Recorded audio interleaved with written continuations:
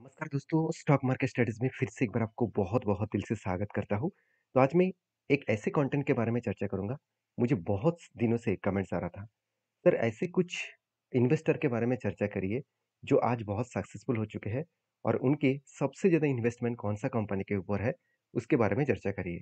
तो देखिए इन्वेस्टर की अगर लिस्ट के बारे में बात करूँ, तो एक आर्टिकल यहाँ पे आया था, एक बहुत शानदार आर्टिकल यहाँ पे अ, इस कंपनी ने पब्लिश किया था टॉप 10 इन्वेस्टर के, जहाँ पे इस उनके टोटल जो पोर्टफोलियो है, नेटवर्क है, उसके बारे में चर्चा किया। जहाँ पे राकेश झुनझुनवाला जी है, राधा किशन दमानी जी है, आशीष दवानी जी है, मुकुल अग्रवाल जी है, आशीष कचुले जी है। तो इस तरीके से साथ ही साथ विजय केडे जी है, तो उदय कोटक है। तो इस तरीके से बहुत सारे दिग्गज दिग्गज एज ए इन्वेस्टर इस मार्केट से किस तरीके से छोटे से छोटे कंपनी के ऊपर निवेश करके हाई रिस्क लेकर उस कंपनी से आज खुद के नेटवर्क इतने करोड़ का कर चुके हैं। तो वो अगर देखा जाए तो उन्होंने किस तरीके से किया उसके ऊपर मैं यहाँ पे बातचीत नहीं करूँगा। आपको मैं वो दिखाने वाला हूँ। इनमें से कुछ व्यक्ति का जो आज एक सक्सेसफुल ट्रेडर्स है, एक सक्सेसफुल इन्वेस्टर है और वो किस तरीके से हाईएस्टली कौन-सा कंपनी के ऊपर निवेश किया है, वो आज इस वीडियो के अंदर चर्चा करने वाला हूँ। तो बहुत इंटरेस्टिंग होने वाली इस वीडियो, ज़रूर लास्ट तक देखना क्योंकि बड़े इन्वेस्टर से हम लोगों को बहुत कुछ सीखने को मिलता है। हाँ, डायरेक्टली ब्लाइंडली फॉलो नहीं करना है। आपको उस व्यक्ति का इन्वेस्टमेंट को फॉलो नहीं करना है, उस कंपनी के ऊपर डीपली रिसर्च करना चाहिए। तो उनमें से जो फर्स्ट कंपनी के बारे में बात करूँ उसका नाम है अतुल ऑटो। देखिए अतुल ऑटो इस कंपनी के ऊपर सबसे ज़्यादा इन्वेस्टमेंट किसने किया? इस सबसे ज़्यादा इन्वेस्टमेंट इस कंपनी के ऊपर ऑब्वियसली यहाँ पे आशीष कचुले जी सॉरी विजय केडे जी ने किया। सबसे ज़्यादा इन्वेस्टमेंट विजय केडे जी के पास है और उन्होंने अच्छा खासा इन्वेस्टमेंट करने के बाद ही अतुल ऑटो रॉकेट की तरह भागा। तो क्या अतुल ऑटो में सही में दम है? अगर बिजनेस पॉइंट ऑफ व्यू से बात करूँ तो कंपनी हर कैटेगरीज के ऑटो मैन्युफैक्चरिंग करते हैं। चाहे वो पेट्रोल हो, चाहे डीज़ल हो, चाहे वो सीएनजी हो, चाहे वो ईवीज़ हो और कंपनी ये भी बताया जा रहा है कि हाइड्रोजन के ऊपर भी वो ऑटो सेगमेंट के ऊपर काम करने वाला है। तो अतुल ऑटो के ऊपर आपको फोकस होना चाहिए क्योंकि इस कंपनी 30 इयर्स का इस फील्ड के एक्सपीरियंस है और कंपनी सिर्फ गाड़ी बनाते नहीं है, सर्विसेज भी करते हैं, चाहे वो पैसेंजर हो, कार्गो हो, तो हर कैटेगरीज में के ऊपर कंपनी काम करते हैं। तो कंपनीज के अगर बिजनेस को पॉइंट ऑफ व्यू से बात करूँ तो अतुल ऑटो का जो टोटल बिजनेस है उस बिजनेस में कंपनी का कैपेक्स कितना हो रहा है। देखिए कंपनी इस बार छोटा मोटा कैपेक्स लेके चल रहा है सिर्फ 8 करोड़ के आसपास और कंपनी का जो बिजनेस है वो अराउंड आप देख सकते हैं जो ग्रोथ है वो किस तरीके से हो रहा है। आरओई एंड आरओसी में उतना खास ग्रोथ नहीं है क्योंकि छोटा कंपनी है। कंपनी का प्रॉफिट में भी उतना खास ग्रोथ नहीं है। डेप्थ ऑफ इक्विटी में चलो ठीक है 0.50 के नीचे है, तो डेप्थ कम है। अभी कंपनी का बिजनेस किस तरीके से आगे बढ़ रहा है? अगर देखा जाए तो कंपनी का मार्केट शेयर में थ्री व्हीलर्स कार्गो व्हीकल्स के ऊपर कंपनी 10% मार्केट शेयर लेकर रखा है। टू व्हीलर्स में कंपनी 2.49% का मार्केट शेयर है। थ्री व्हीलर्स पैसेंजर व्हीकल के ऊपर 5% के आसपास मार्केट शेयर है। तो ओवरऑल कंपनी के जो बिजनेस है वो ऑटो इंडस्ट्रीज के ऊपर 93%, नॉन बैंकिंग फाइनेंस के ऊपर भी काम करते हैं 6% के आसपास। तो उसके साथ-साथ कंपनी कार्गो डिपार्टमेंट में 43% और पैसेंजर्स के ऊपर 36% एंड ई-रिक्शा के ऊपर 11% एंड स्पेयर पार्ट्स के ऊपर 8% कंपनी बिज़नेस करके रेवेन्यू कमा रहा है। तो प्रोडक्ट वाइज़ ब्रेकअप देखा जाए तो कंपनी अच्छा खासा बिज़नेस को यहाँ पे मेंटेन्स कर रहा है। अभी चलो कंपनी के फाइनेंशियल डिटेल्स देख लेते हैं। सबसे पहले देखिए कंपनी के ऊपर मार्केट कैप 2000 करोड़ के आसपास है। अब प्राइस को देखकर खुश मत होना। प्राइस जब आप वीडियो देखेंगे शायद प्राइस चेंज हो सकते हैं। तो कंपनी के देखिए सबसे इम्पोर्टेंट पॉइंट है कंपनी का वैल्यूएशन। कंपनी का वैल्यूएशन मुझे बहुत ज़्यादा लगा क्योंकि इसका पी रेशियो एक टाइम चला गया था 450 के ऊपर और आज कहाँ पे है 250 के ऊपर। ऑलमोस्ट 50% तो हुआ है। फिर भी इसका करंट जो पी रेशियो है और इसका जो 5 साल की पी रेशियो है, बहुत बड़ा डिफरेंस है। मतलब एक हाई वैल्यूएशन के ऊपर कंपनी चल रहा है। तो इसके ऊपर काम करने से पहले इस चीज़ों को सबसे पहले कंसीडर करना और उसके बाद देखिए कंपनी के जो return of equity, return of capital employed उतना खास नहीं है। कंपनी की जो इंडस्ट्रीज पी रेशियो से कंपनी का पी रेशियो में थोड़ा ऑब्वियसली डिफरेंस है। कंपनी का कर्जा तो कम है, प्रोमोटर के पास होल्डिंग्स भी अच्छा है। साल भर के अगर डेटा दिखा दूँ तो कंपनी का सेल्स कंटिन्यूअसली एक रेंज के हिसाब से हो रहा है, 500 से 600 करोड़ के अंदर। एक्सपेंस मिटाने के बाद कंपनी का नेट प्रॉफिट पॉजिटिव में है, यही सबसे बड़ी बात है। क्योंकि ऑटो इंडस्ट्रीज में जिस तरीके से ग्रोथ अभी शुरू हुआ है, अपकमिंग टाइम्स में और भी ज़्यादा बढ़ने का चांसेस है। क्योंकि मैंने टू व्हीलर्स के ऊपर इसी तरीके से ग्रोथ देखने को मिला। गाँव-गाँव तक सबसे ज़्यादा टू व्हीलर्स बेचा गया, तो ऑटो इंडस्ट्रीज़ भी मतलब ऑटो सेक्टर भी अच्छा खासा ग्रोथ करेगा। उनमें से अतुल ऑटो एक अच्छा खासा पॉजिटिव ग्रोथ कर सकते हैं। सेल्स तो कुछ खास नहीं है मगर प्रॉफिट ग्रोथ बहुत शानदार है, इसीलिए शायद कंपनी अच्छा खासा रिटर्न भी दे दिया। कंपनी के ऊपर अगर मैं इन्वेस्टर के बारे में बात करूँ, देखिए इस कंपनी के ऊपर प्रोमोटर के पास होल्डिंग्स कितना है 42%। बाकी पब्लिक के पास सबसे ज़्यादा होल्डिंग्स है। और इसी पब्लिक के बीच में आपको देखने को मिलेगा Vijay Kedia and Kedia securities private limited. इस दोनों ही विजय केडिया के शेयर है। कुल मिलाकर 20% से ऊपर भी उनका होल्डिंग्स देखने को मिल जाएगा। तो आप इस कंपनी के ऊपर फोकस रखिए, आप इस कंपनी के ऊपर स्टडी करिए, क्योंकि इस कंपनी का अगर मैं चार्ट को देखूँ तो ओवरऑल इस कंपनी का प्राइस चार्ट में लास्ट मैक्सिमम चार्ट पैटर्न को तो देखूँ, देखिए कंपनी इस तरीके से रॉकेट बनता है, बिग क्रैश फिर से रॉकेट बनता है, फिर से कभी ना कभी ये करेक्शन जरूर होगा। तो आप सोच समझ कर काम करिए, क्योंकि कंपनी लाइफ टाइम हाई के ऊपर है, तो यहाँ पे एक रिक्सी जोन में जरूर है। नेक्स्ट जो कंपनी है वो भी देखा जाए तो विजय केडिया जी के पास है। उसका नाम है innovators phase system limited. Basically ये जो कंपनी है वो कंस्ट्रक्शन के ऊपर काम करते हैं। और इस कंपनी के खासियत पॉइंट बहुत सारे हैं। मैं सबसे पहले कंपनी के कुछ परफॉर्मेंस आपको दिखाऊंगा। उससे पहले कंपनी का पी रेशियो में दिखाना चाहूंगा। एक टाइम कंपनी का पी रेशियो चला गया था 289, और आज पी रेशियो कहाँ पे है, 27 के आसपास है, जो जो इसका एवरेज पी रेशियो से भी नीचे है। मतलब एक सस्ते दामों में इस कंपनी का प्राइस आपको देखने को मिला है। अगर मैं इस कंपनी के ऑफिशियल वेबसाइट के ऊपर जाऊँ तो आपको कुछ इस तरीके से दिखेगा। कंपनी एक्चुअली कंस्ट्रक्शन के ऊपर काम करते हैं, बिल्डिंग कंस्ट्रक्शन के ऊपर, इंफ्रास्ट्रक्चर डेवलपमेंट के ऊपर काम करते हैं, इंस्टॉलेशन के ऊपर काम करते हैं, डिजाइन के ऊपर काम करते हैं। तो कंपनी के जो प्रोजेक्ट है, कमर्शियल प्रोजेक्ट भी है, रेसिडेंटल भी है, इंफ्रास्ट्रक्चर के ऊपर भी है। तो कंपनी का जो क्लाइंट्स है बहुत स्ट्रांग है, जैसे रिलायंस हो गया, लोधा हो गया, एल हो गया, आदित्य बिरला हो गया, टाटा हो गया। तो बड़े से बड़े क्लाइंट्स इसके पास है। ओबेरॉय होटल भी है। तो मतलब अलग लेवल का इसका क्लाइंट देखने को मिलेगा। सिप्ला भी है, साथ ही साथ एयरपोर्ट अथॉरिटी ऑफ इंडिया, ये भी इसका क्लाइंट्स है। मतलब गवर्नमेंट क्लाइंट्स भी है और प्राइवेट क्लाइंट्स भी इसके पास देखने को मिलेगा। शायद इसीलिए विजय केडिया जी ने इस कंपनी के ऊपर भरोसा किया। अभी कंपनी के परफॉर्मेंस के बारे में बात करूँ तो सबसे पहले कंपनी का जो ग्रोथ है वो दिखा तो R O C R O में उतना खासियत नहीं है, फिर भी पॉजिटिव है, अच्छी बात है। कंपनी का प्रॉफिट ग्रोथ पॉजिटिव हुआ, 1% से 4 साढ़े 4% बना। डेप्थ एकदम ना के बराबर है। तो ये एक गुड पॉइंट्स है। तो उसके बाद कंपनी की जो रेवेन्यूज का ग्रोथ है अगर वो देखा जाए तो टोटली कंपनी का वर्क्स एंड कंस्ट्रक्ट के मतलब जो कंस्ट्रक्शन के काम किया जाता है उसके ऊपर ही पूरा के पूरा 100% कंपनी काम करते हैं। तो इंडिया में कंपनी 100% काम कर रहा है।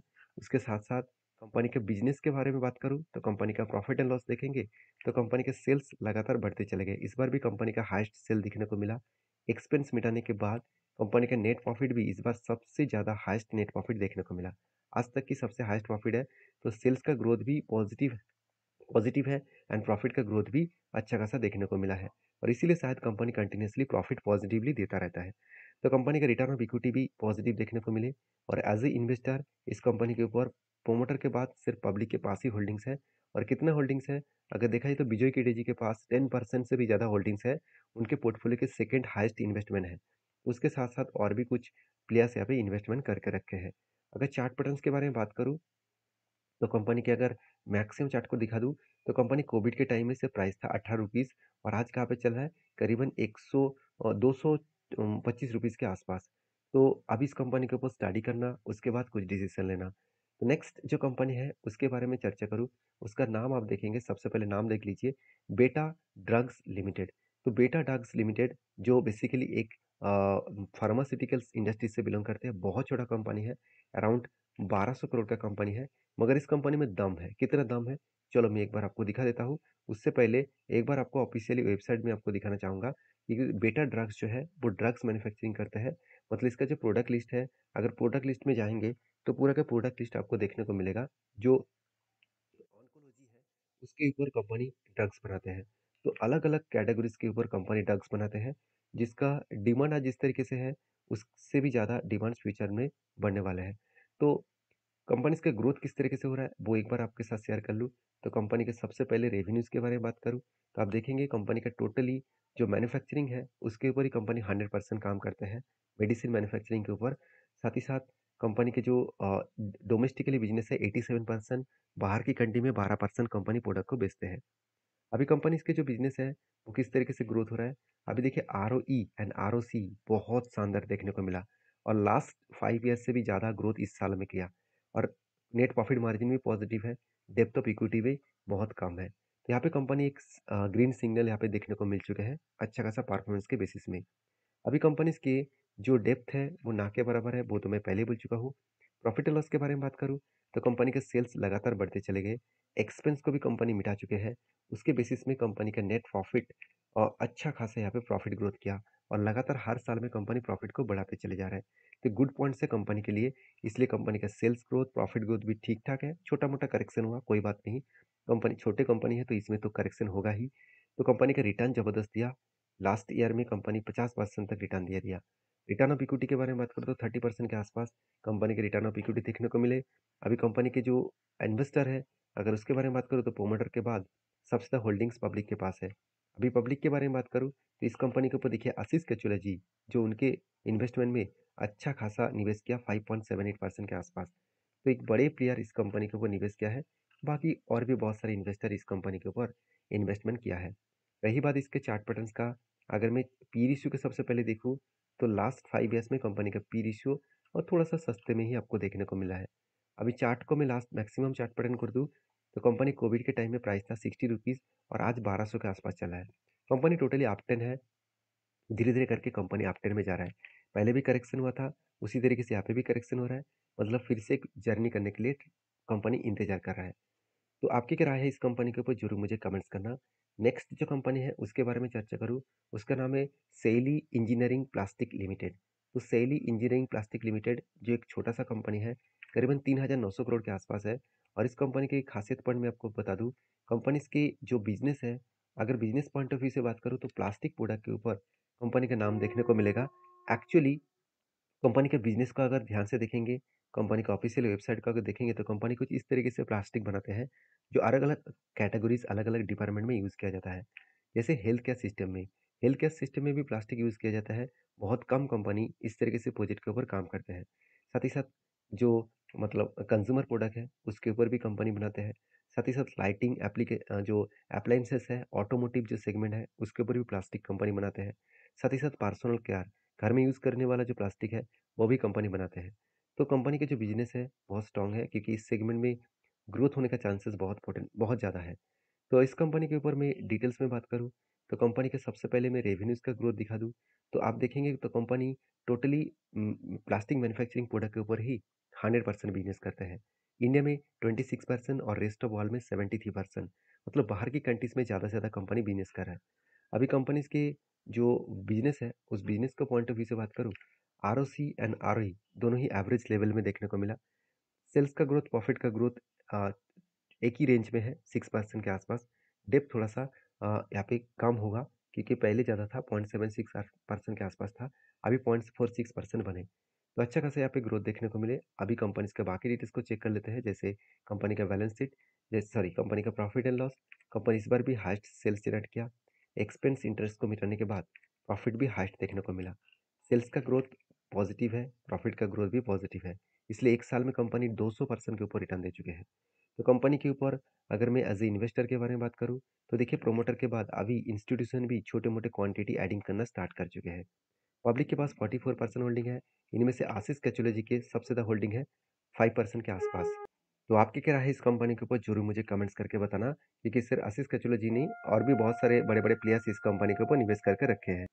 तो नेक्स्ट जो कंपनी है उसके बारे में चर्चा करूँ, उसका नाम है आप देख सकते हैं दिसमन कार्बोजेन एमिक्स लिमिटेड, जो एक छोटा-सा कंपनी है। इसका सेक्टर वाइज़ बात करूँ तो कंपनी फार्मास्यूटिकल इंडस्ट्री से बिलॉन्ग करते हैं। तो इस कंपनी के ऊपर अगर मैं बात करूँ तो 2600 करोड़ का मार्केट कैप है।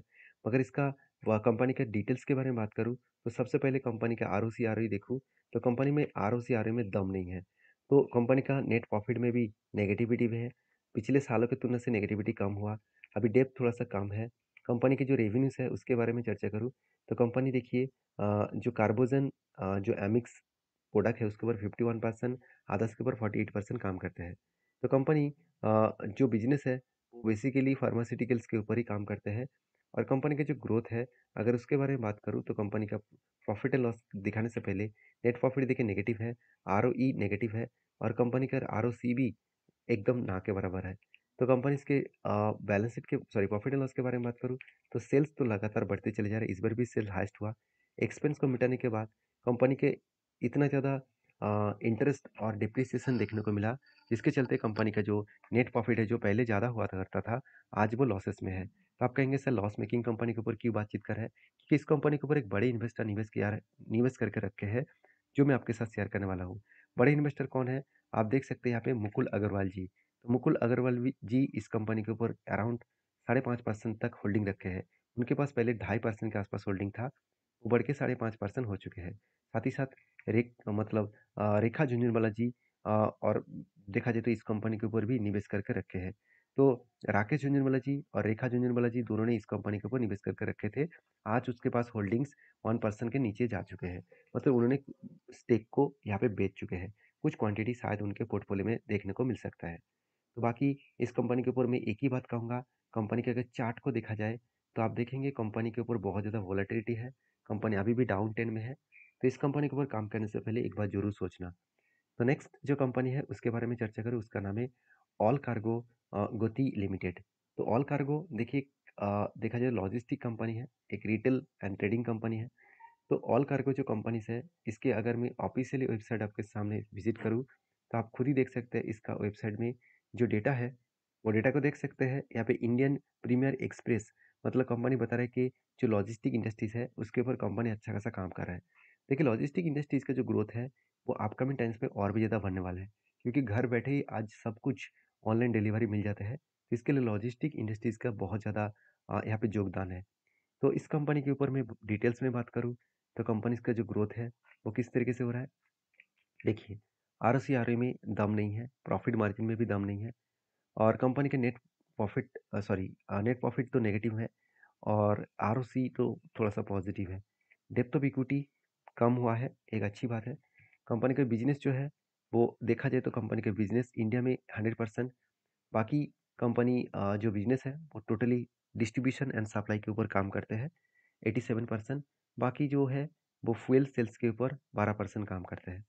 तो इस कंपनी के मैं अगर प्रॉफ़िट एंड लॉस के बारे में बात करूँ, तो आप देखेंगे कंपनी का सेल्स तो ठीक-ठाक है। एक्सपेंस मिटाने के बाद कंपनी का नेट प्रॉफ़िट कुछ नेगेटिव में देखने को मिला है। तो कंपनी के जो सेल्स का ग्रोथ नेगेटिव है, प्रॉफ़िट का ग्रोथ भी नेगेटिव है और कंपनी इसीलिए कंटीन्यूअसली नेगेटिव रिटर्न भी दिया। तो मैं इस कंपनी के बारे में इसलिए चर्चा कर रहा हूँ क्योंकि बड़े एक इन्वेस्टर जिसका नाम है मुकुल अग्रवाल जी, इस कंपनी के ऊपर 4.5% निवेश करके रखे हैं। तो आप इस कंपनी के ऊपर डीपली रिसर्च करें, उसके बाद डिसीजन लें क्योंकि कंपनी में उतना खास ग्रोथ मुझे देखने को नहीं मिला। नेक्स्ट जो कंपनी उसका नाम है वीएसटी इंडस्ट्रीज लिमिटेड, जो एक अल्कोहल मैन्युफैक्चरिंग कंपनी है। तो वीएसटी इंडिया के देखा जाए तो थर्ड लार्जेस्ट कंपनी है इस अल्कोहल एंड सिगरेट तंबाकू प्रोडक्ट की इंडस्ट्रीज में। तो वीएसटी के बारे में बात करूँ तो आप इस कंपनी का ऑफिशियली वेबसाइट को विजिट कर सकते हैं, जहाँ पे सारी चीज़ें डिटेल्स आपको देखने को मिल जाएगा। तो कंपनी तंबाकू प्रोडक्ट एंड अल्कोहल प्रोडक्ट को बनाते हैं। तो कंपनीज़ के ऊपर सबसे ज़्यादा इन्वेस्टमेंट किसने किया, उसको दिखाने से पहले कंपनी का परफॉर्मेंस दिखाना चाहूँगा। सबसे पहले परफॉर्मेंस के बारे में बात करूँ, तो देखिए कंपनी का ग्रोथ बहुत स्ट्रॉन्ग हो रहा है, क्योंकि अल्कोहल इंडस्ट्रीज़ का ग्रोथ हमेशा स्ट्रॉन्ग होता है। इसलिए आरओसी, आरओई दोनों ही ठीक-ठाक है, नेट प्रॉफिट मार्जिन भी ठीक है। कंपनी का बिज़नेस के पॉइंट ऑफ व्यू से बात करूँ, तो कंपनी सिगरेट मैन्युफैक्चरिंग में 80% एंड बाकी देखा जाए तो अनमैन्युफैक्चरिंग तंबाकू प्रोडक्ट के ऊपर 19%। कंपनी एक्चुअली तंबाकू प्रोडक्ट बनाते हैं, अल्कोहल कंपनी प्रोडक्ट बिज़नेस अभी तक नहीं किया, तो फ्यूचर में करने का वो सोच भी रहा है और इंडिया में 89% बिज़नेस कर रहा है और रेस्ट ऑफ वर्ल्ड में कंपनी 10% बिज़नेस कर रहा है। तो कंपनीज़ की जो ग्रोथ है, अगर उसके बारे में बात करूँ, तो कंपनी का प्रॉफिट एंड लॉस देखिए, तो कंपनी का सेल्स लगातार बढ़ते चले गए।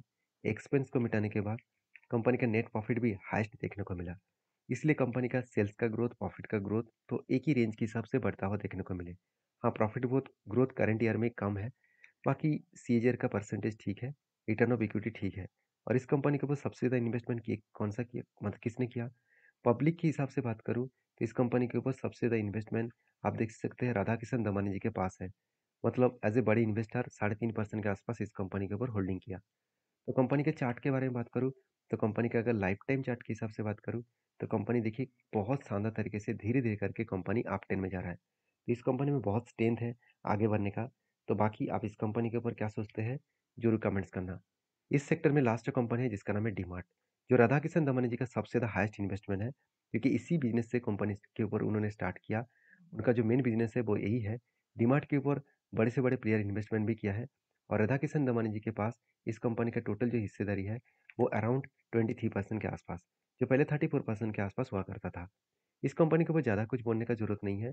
कंपनी का सिर्फ ग्रोथ देख लीजिए। कंपनी का आरओसी, आरओई ठीक है। इनकम ग्रोथ भी पॉजिटिव में हो रहा है। डेप्थ एकदम ज़ीरो है। कंपनी का जो बिज़नेस है, सुपरमार्केट के हिसाब से 10% मार्केट शेयर इसी के पास है। लोकेशन वाइज़ इंडिया में बिज़नेस कर रहा है। फूड प्रोडक्ट के ऊपर 56%, जनरल जो मतलब प्रोडक्ट्स है, उसके ऊपर 22%, साथ ही साथ नॉन फूड्स एफएमसीजी प्रोडक्ट के ऊपर 20% कंपनी का बिजनेस चल रहा है। तो कंपनी के जो ग्रोथ है, उस ग्रोथ के बारे में बात करूँ तो कंपनी का सेल्स ग्रोथ हर साल में आपको बेस्ट एंड हाईएस्ट देखने को मिलेगा। इस बार भी हाईएस्ट हुआ। एक्सपेंस को मिटाने के बाद कंपनी का नेट प्रॉफिट भी हाईएस्ट देखने को मिला। कंपनी के देखिए सेल्स का ग्रोथ बहुत शानदार है, प्रॉफिट का ग्रोथ भी शानदार है और रिटर्न ऑफ इक्विटी भी सब कुछ शानदार है। तो ये था कुछ कंपनीज़ का अपडेट। तो वीडियो में जानकारी अगर अच्छा मिले तो प्लीज़ लाइक करना और इस तरीके से क्वालिटी कंटेंट पाने के लिए चैनल को सब्सक्राइब करना। और हाँ, ये वीडियो टोटली एजुकेशन पर्पज़ में था, कोई भी बाय एंड सेल का रिकमेंडेशन नहीं है। अगर काम करना है तो सारी चीज़ों को सोच कर समझ कर काम करना होगा। तो मिलते हैं नेक्स्ट वीडियो में, तब तक के लिए धन्यवाद।